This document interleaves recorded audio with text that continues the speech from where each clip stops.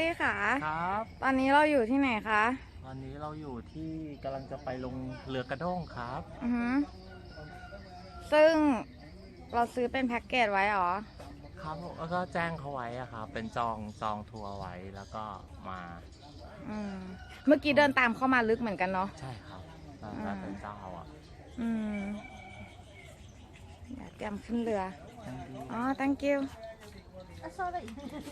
เขามีเวลคัมดิ้งมาอันนี้อยู่ในแพ็กเกจให้นำคนละขวดให้น้ำคนละขวดแต่ว่าเมื่อกี้ที่อ่านป้ายบางร้านเขาก็จะมีว่าแบบเผื่อมีเป็นพวกน้ำผลไม้หรือเครื่องดื่มอื่นๆใช่ไหมแล้วก็ตอนนี้ระหว่างนี้เราก็เดี๋ยวรอขึ้นเรือแล้วก็เรื่องหมวกยังไงนะปกติคือเขาก็จะมาก็มีให้ยืมในเรือมีให้ยืมในเรือด้วยอ๋ออ่ะเดี๋ยวพาไปดูเรือก่อนที่เรือที่เราจะขึ้นก็คือเป็นแบบนี้นะจ๊ะลงไปนั่งเป็นกระด้งแบบนี้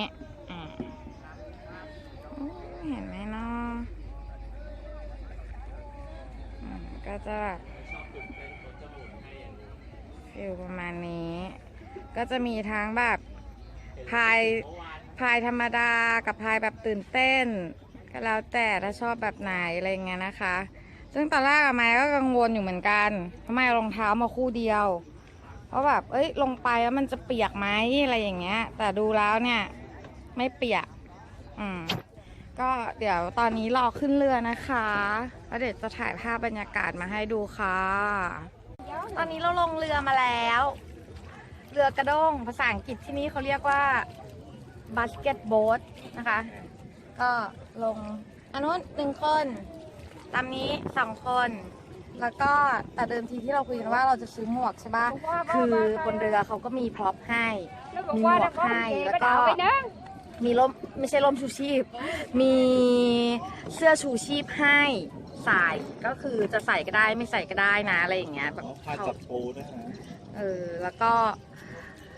ช่วงเวลาที่เขาแบบจะต้องให้มาจริงๆคือประมาณกี่โมงอะพี่แบ๊ก็ช่วงสายกับช่วงบ่ายแก่ๆอย่างเงี้ยครับเพราะว่าแดดไม่ร้อนจนเกินไปโอเคyes เขาบอกให้ไมค์ขยับทีนิดนึงไมค์คิดว่าน่าจะเกิดจากความบาลานซ์น้ำหนักฝีพายของเรานะคะ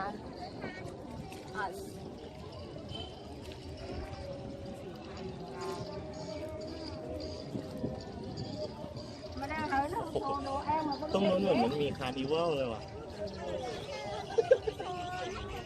ใช่ไหมดูมันคือ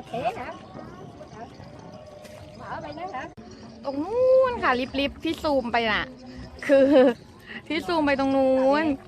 คือที่บอกว่าเหมือนมีคาร์นิวัลอะไรบางอย่างคือมีเสียงเพลงดังมากเลยตรงนู้นแต่ว่าตอนนี้เรายังไปไม่ถึง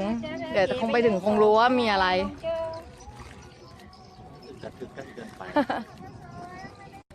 คือเมื่อกี้นะคะเพิ่งพูดกันไปแป๊บเดียวเองว่าไม่ต้องใส่เสื้อชูชีพหรือให้ใส่ก็ได้เขาไม่เห็นฟิกอะไรเลยพูดจบแป๊บเดียวเท่านั้นแหละเขาหันมาบอกว่าใส่เสื้อชูชีพหน่อยนะคะใส่เสื้อหน่อยนะคะอะไรอย่างนี้ใส่เสื้อเรียบร้อยแล้วนะคะคือหมายว่าพี่เขาเก่งนะอาจจะแบบด้วยความชำนาญอะไรอย่างเงี้ยน้ำหนักตัวเรา2 คนรวมกันก็ประมาณเกือบ200 โลประมาณนั้นบรรยากาศนะคะส่วนน้องการก็ใส่เสื้อชูชีพแล้วค่ะอยู่กระด้งนู้นนะคะ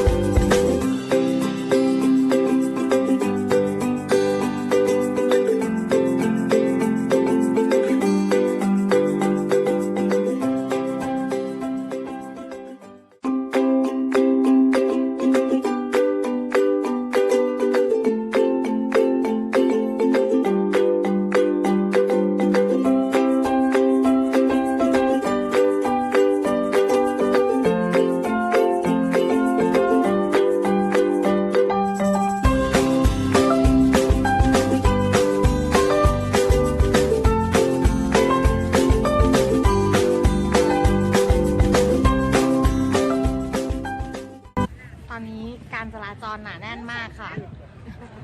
ใช่ค่ะไทยแลนด์2 3 Yes การจราจรหนาแน่นมาก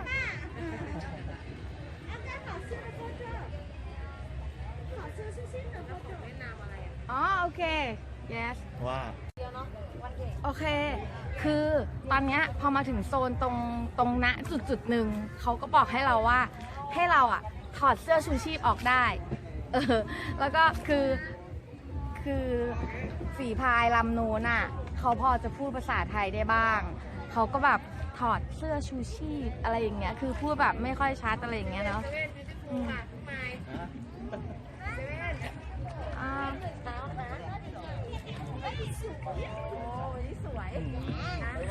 เขาให้อะไรแกให้ได้ เขาบอกว่าไงนะพรุ่งนี้ให้ตื่นเช้า พรุ่งนี้7 โมงยังไงอ๋อเขาบอกว่าตอน7 โมงฮอยอันจะสวยมากบอกถ่ายรูปมันต้องตอนเช้า ต้องมาถ่ายรูปตอนเช้าแต่ว่าพรุ่งนี้เราจะตื่นไหมคะเพราะว่าวันนี้เราก็ไม่ตื่นค่ะ เราจะซ้ำรอยหรือไม่วายติดดาวอันนี้เมื่อกี้เขาบอกไหมว่าตรงนี้เป็นดงมะพร้าวนะจ๊ะอะไรประมาณนี้มะพร้าวสดน้ำมะพร้าวที่นี่ขึ้นชื่อประมาณนี้แต่ว่าแสงมันย้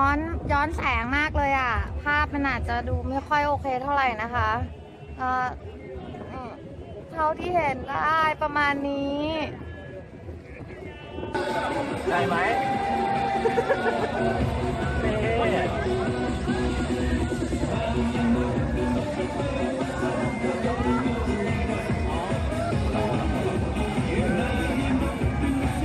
แต่ควงจะตกก็มีนะ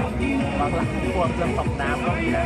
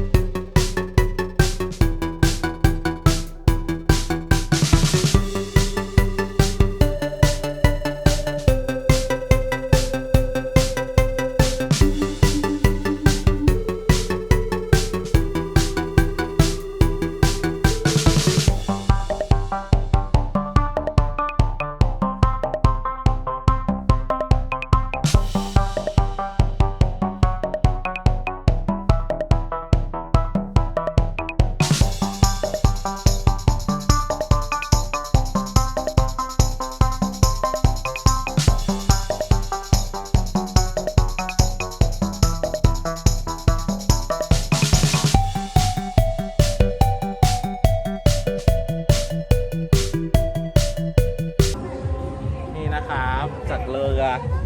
ก็ปีนขึ้นไปถ่ายวัวน้อย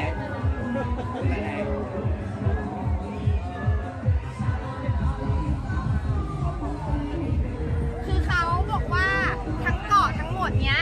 มีแต่ต้นมะพร้าวทั้งนั้นเลยแล้วเขาก็บอกว่าเราสามารถที่จะปีนขึ้นมาบนนี้แล้วถ่ายรูปอย่างนี้ก็ได้ซึ่งตอนนี้ฉันยืนอยู่บนนี้ค่ะฉันว่ายน้ำไม่เป็นนะคะแต่จริงๆแล้วดูเหมือนน้ำไม่ลึกเนาะเพราะว่าดูอย่างเงี้ยเขาก็ยืนพี่แบ๊ะป้าเขาเรียกป้าค่ะโอเคโดนเลยอันนี้นะคะโดนทิ้งคือเขาให้เราลงไปอยู่ในกระด้งเองแล้วเขาก็คือเขาให้เราแบบลงมานั่งในเรือแล้วก็ทำการถ่ายรูปให้กับพวกเรานะคะน่ารักมากๆน่ารักนี่นะครับมีให้เลือกรูปเลยนี่ครับเปิดขึ้นจออย่างนี้เลยป๊าบเปิดขึ้นจอแล้วก็ให้เลือกว่าจะเอารูปไหนแล้วเขาจะปริ้นให้แบบนี้Không phải là biểu là chỉ vô trang đó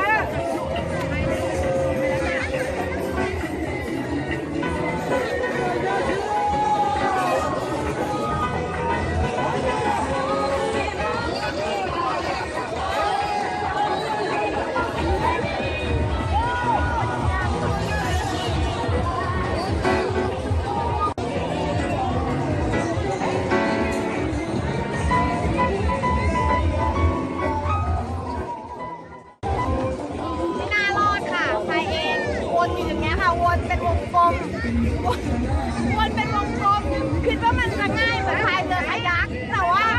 มันไม่ง่ายอ่ะมันหมุนอยู่ตรงเนี้ยมันไม่ไปไหนเลยให้เขาพายเหมือนเดิมแล้วแหละโอเค thank you โอเค thank you โอเค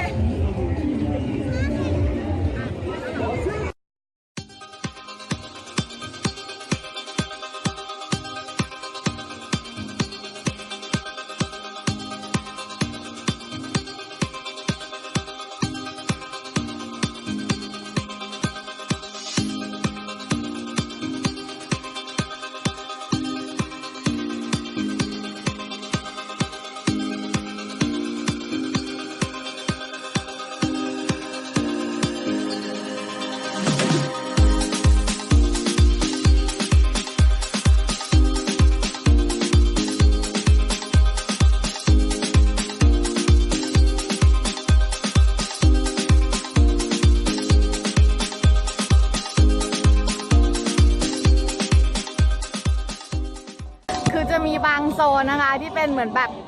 กระด้งคาราโอเกะ คล้ายๆแพรเทคเมืองการเรา คือถ้าเกิดแบบเป็นชาติไหนมาอะไรเงี้ยเขาจะเปิดเพลงชาตินั้น ซึ่งตอนเนี้ยตรงนั้นน่ะตรงแบบร่มสีแดงๆอ่ะเขาอะเปิดเพลงเต่างอย คิดว่าน่าจะเป็นกลุ่มคนไทย แล้วก็ขึ้นไปเต้นกันอยู่บนนั้น อันนี้ไม่ก็